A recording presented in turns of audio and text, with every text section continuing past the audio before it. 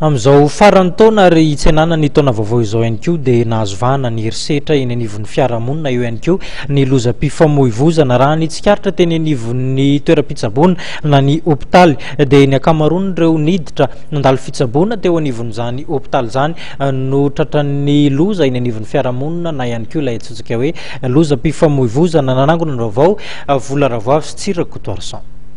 Efapolo isanjaton'ny olona nandalo teny amin'ny Sapandraharaha Vonjitaitra teny amin'ny Asiara Ampefilo ny 13 Desambra lasa teo dia vokatry ny herisetra sy adiady avokoa.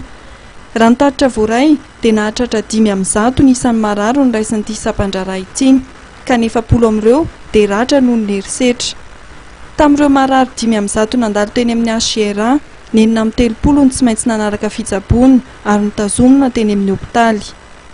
Ankoatra ny herisetra, anisan'ny trangana azo vahana ihany koa tato anatin'ny fetin'ny farantaona ny lozam-pifamoivoizana izay matetika vokatry ny fandraisana zava-pisotro mahamamo.